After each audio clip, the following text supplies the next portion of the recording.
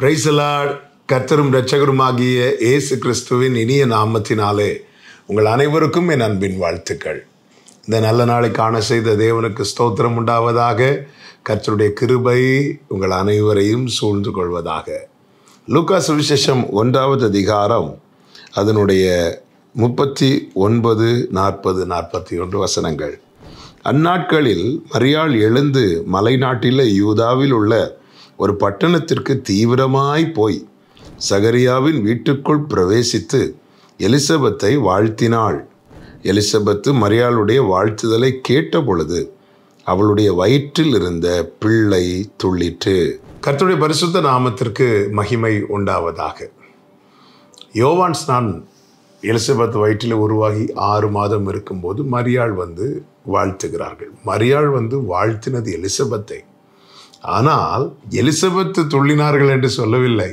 Elizabeth வயிற்றில் இருந்த பிள்ளை துள்ளிட்டு என்று சொல்லப்பட்டிருக்கிறது. காரணம், மரியாள் வாழ்த்தும் போது மரியாள் வயிற்றிலே இருந்தது யார் தெரியுமா? இயேசு கிறிஸ்து. வார்த்தை மாம்சமாகி என்று சொல்லப்பட்டிருக்கிறது.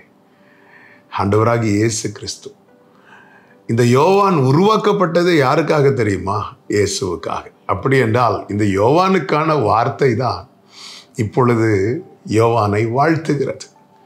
யோவானுக்கான வார்த்தை.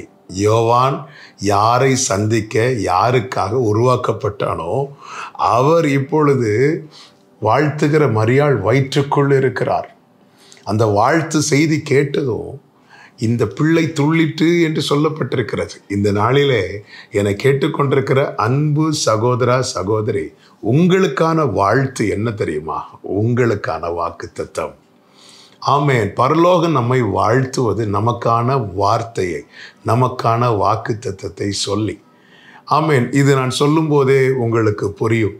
எத்தனையோ செய்திகளை கேட்கிறோம் அல்லவா?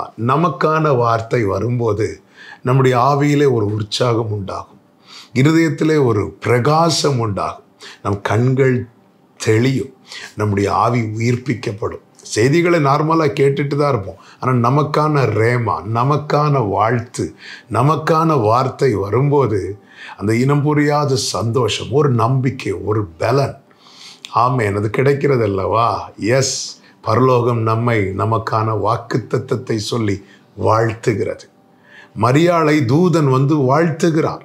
அதற்கு மேலே படிக்கும்போது என்ன சொல்லி வாழ்த்துகிறார் தெரியுமா? அவங்களுக்கான வாக்குத்தத்தத்தை சொல்லி, அவங்களுக்கான வார்த்தையை சொல்லி வாழ்த்துகிறதை பார்க்க முடியும். பரலோகம் நம்மை வாழ்த்துவது ஏதோ அலங்காரமாய், பொதுவாக உலகத்தில் மனிதர்கள் வாழ்த்துவார்கள் அல்லவா, அலங்காரமான வார்த்தைகளை சொல்லி. அப்படி அலங்காரமான வார்த்தைகளை சொல்லி அல்ல, பரலோகம் நம்மை வாழ்த்துவது நமக்கான வாக்குத்தத்தத்தை சொல்லியே வாழ்த்துகிறது.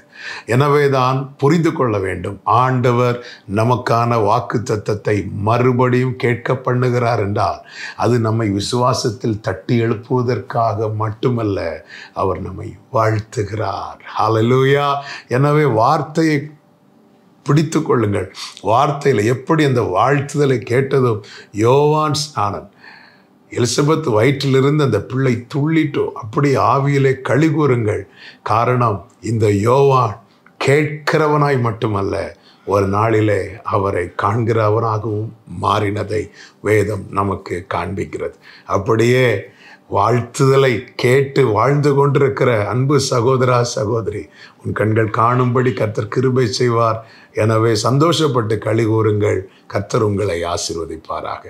ஜெபிக்கலாமா? எங்கள் நல்ல தகப்பனே, இரக்கமுள்ள தேவனே, எங்களை வார்த்தையினால் வாழ்த்துகிறவரே, உம்முடைய வார்த்தையிலே களி கூற கிருபை தாரும். இயேசுவின் நாமத்தில் பிதாவே, ஆமென்.